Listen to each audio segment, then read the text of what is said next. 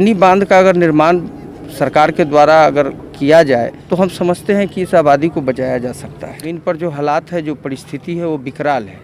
इस न्यूज़ के प्रायोजक हैं अफजल फर्नीचर। बाढ़ की त्रासदी से मुजफ्फरपुर का कई इलाका पूरी तरह से ग्रसित हो चुका है। हजारों लाखों की आबादी जो है वो खुले आसमान के नीचे ऊंचे स्थान पर जाकर के शरण लिए हुए हैं। अभी जिस क्षेत्र में है हम, वो क्षेत्र है मुजफ्फरपुर ज़िले के ही कांटी का क्षेत्र, और कांटी के लश्करीपुर पंचायत के अंतर्गत आने वाली मिठन सराय गाँव।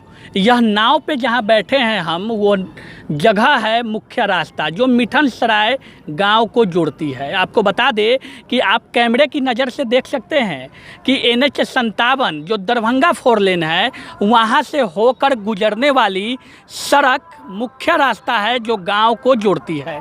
और हर साल बाढ़ की त्रासदी में गांव की जो हजारों आबादी होती है वो पूरी तरह से प्रभावित हो जाती है। हर साल का यही बात होता है, यह कोई नया आलम नहीं है।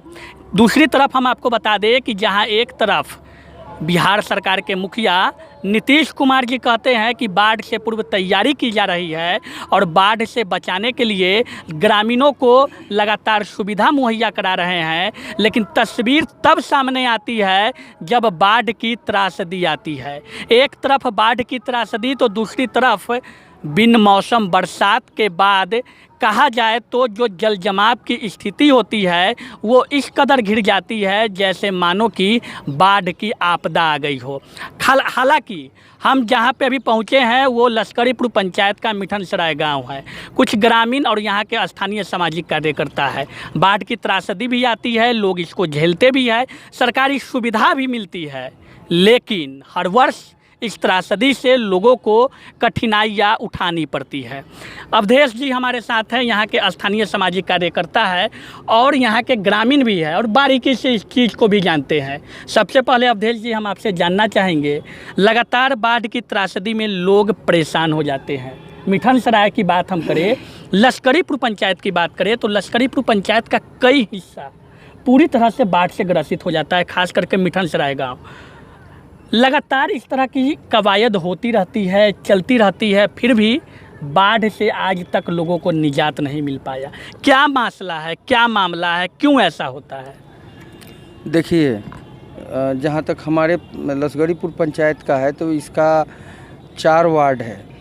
वार्ड नंबर 13, 12, 11, 10 कंप्लीट बाढ़ में डूब गया हुआ। मतलब उसका 10% लोग ही घर में हैं, बाद बाकी सब लोग रोड पर आ गए हैं। तो ये हर साल का है।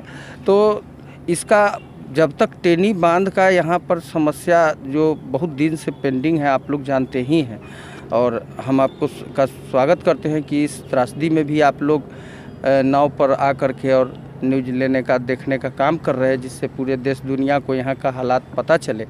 तो उसमें टेनी बांध के लिए अगर बन गया रहता तो ये आबादी 15-20 हज़ार का जो आबादी है जिसको बचाया जा सकता था, जो जल प्रलय अभी दिखाई दे रहा है उससे निजात मिल सकता था।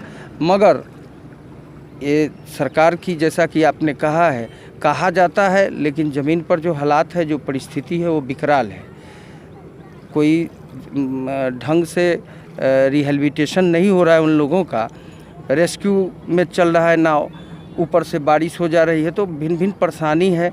खाना भी समय से नहीं मिल रहा है। कम्युनिटी किचन कल से चालू हुआ है, हम लोग हल्ला किए हैं, CO भी हैं, सब दौड़ रहे हैं, लेकिन बेतरतीब ढंग से सारा सिस्टम बेतरतीब हो गया हुआ है। और जहाँ तक इसका परमानेंट का बात है तो टेनी बांध का अगर निर्माण सरकार के द्वारा अगर किया जाए, रेलवे कुछ किया था, अगर उसको कंटिन्यू करके कलवाड़ी तक टैग कर दिया जाए तो हम समझते हैं कि इस आबादी को बचाया जा सकता है। अच्छा, टेनी बांध की बात काफ़ी दिनों से उठ रही है। हालांकि जो तस्वीरें हम आपको दिखला रहे हैं, टेनी बांध पे हम आएंगे, तस्वीरें देख सकते हैं। लगातार गांव के लोग पलायन करने में लगे हुए हैं और जो लोग गांव में बसते हैं वो लोगों का जो आवागमन का साधन है वो मुख्य रूप से नाव है। और जिस जगह पर नाव चल रही है, जो आप कैमरे के माध्यम से देख रहे हैं, वो मुख्य रास्ता है और मुख्य रास्ता रेलवे लाइन को होकर के गुजरती है जो गांव तक पहुंचती है। लेकिन स्थानीय ग्रामीणों का कहना है कि रेलवे लाइन द्वारा रेलवे जो है वो मुख्य रास्ता को अवरुद्ध कर दिया है। इस पे भी हम आएंगे, लेकिन टेनी बांध पे सबसे पहले आते हैं।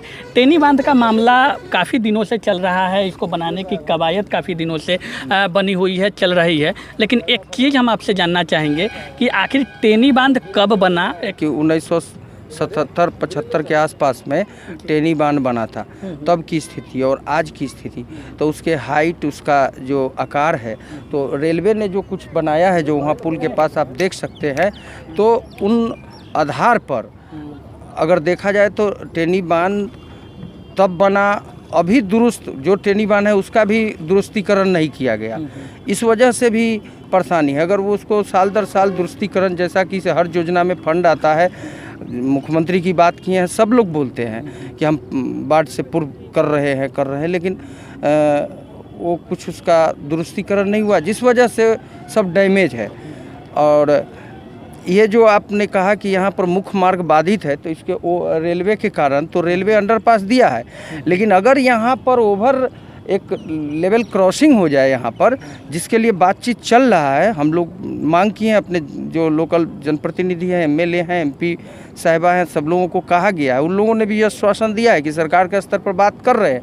ये हो जाने से ये है कि ये जो डबल नाव जो चल रहा है, एक नाव रेलवे पर उतरना, फिर रेलवे पर से उतरना, फिर गांव में जाना, तो इससे निजात मिल सकता है। रोड का अगर दुरुस्तीकरण हो और इसका हो, तो इसका एक निराकरण हो सकता है। लेकिन अभी जो परिस्थिति है, इसमें सिर्फ बात किया जा सकता है। अभी तो जो हालात है इसमें संभव नहीं है। बाढ़ के बाद अगर सरकार चाहे, सरकार के स्तर पर बात हो, और आप लोग जो सवाल आप लोग जो उठा रहे हैं, तो हम सोचते हैं कि जल्दी से जल्दी इसका कुछ करे पड़े।